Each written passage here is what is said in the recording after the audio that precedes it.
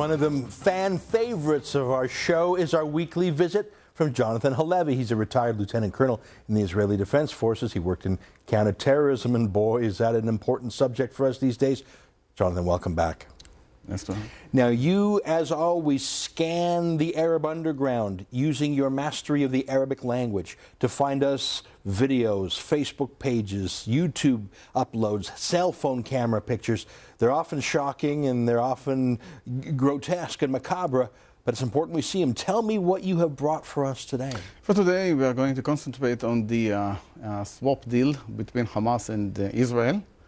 And the second issue dealing with a very interesting phenomena in the Arab world, which is the flourishing of the Nazi parties in Egypt and other parts of the Arab world. Now, on the screen right now, this is a young Israeli soldier, Gilad Shalit, yes, who was captured by the Hamas terrorist group. Yes, 5 years ago. 5 years ago.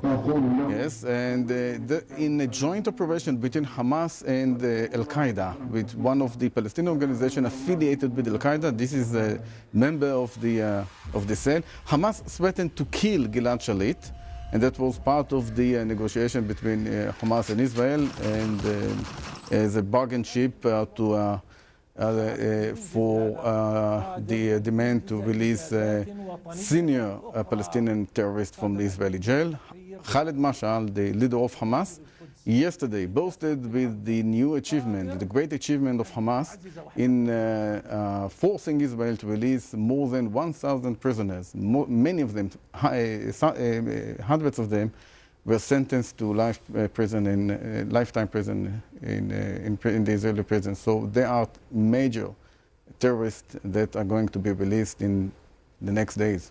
You know what? I think it is a major achievement for Hamas. I mean, although Israel does indeed get one young soldier back from 5 years in purgatory, by releasing hundreds of hardened, convicted terrorists, they will surely lead to 10, 20, 100 more Gilad Shalits being kidnapped, assassinated, killed in the future. I can't understand why Israel would do this. What's this that we're seeing right here? The spokesperson of Al-Qassam Brigades, the armed wing of Hamas, is saying very clearly that Hamas is going to kidnap more Israeli soldiers in order to release all others prisoners.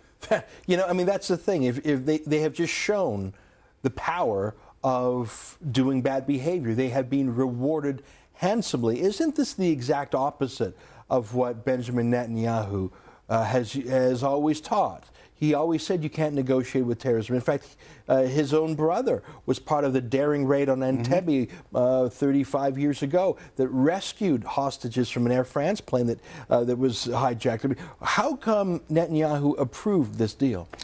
The Israeli people cannot accept an Israeli soldier being captive in Hamas or in other Arab army or terrorist groups. So the pressure from within, from the Israeli people, I think made Netanyahu change his mind. I mean, everyone, the Jewish way of saying cheers is l'chaim, to life. I mean, it's a very important value for the Jewish people and the Jewish state. But surely one can see that releasing 1,000 terrorists will not save lives, but will kill more. I find this troubling. We can't talk more about it. We got to move on to the next subject. I find what happened yesterday very bad. But let's talk about the rise of Nazism in the Arab world. Bizarre. Give me your news on this. There is a Nazi party operating in Egypt. During the time of Mubarak, they were operating under the ground, and now they are speaking, openly. Is this a Nazi here? Yes, it's a skinhead Arab. You don't see a lot of. He's not a skinhead, but you don't see a lot. You don't think of Arabs when you think of Nazis. At least I don't.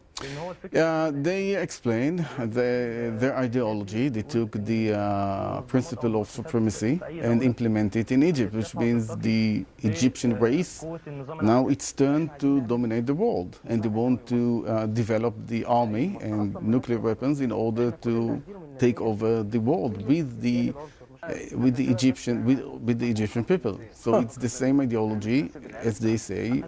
They are admiring Hitler for doing the same in the 30s. So do they actually, parade around doing the Sieg Heil? Do they speak any German words, or do they use the swastika, or do they just say we're Nazis but replace Egyptians for Aryans? Is that what they do? They use the swastika, and they are dealing. This is their Facebook page. There are some Facebook pages from not only from Egypt but also from Tunisia, from Jordan, from Algeria. And that says Mein Kampf. That's Yes, and you see also the swastika. Yeah. So and they are speaking about expelling, deporting all others. So would they deport Coptic Christians? Anyone who is not Egyptian should be expelled from Egypt. And some of their ideology resembles the ideology of the Muslim Brotherhood in some principles. That's just really weird to me. And what's the relationship? We only have about 30 seconds left. What's the relationship of this Nazi party to the Muslim Brotherhood? Is this more sort of a fad, or is it a serious thing, or is it? I mean, those guys looked like young guys. They didn't look as serious as some of the Muslim Brotherhood types look. Are they a real force, or is it just an expression of the anti-Semitic nuttiness? Right now, they have about 600 members in the party. They're looking for 5,000 signatures in order to be registered as a legitimate party in Egypt and to run for elections in the next election in Egypt. Jonathan Halevi, thanks for bringing the bad news, but it's important that we see it. Appreciate you being here.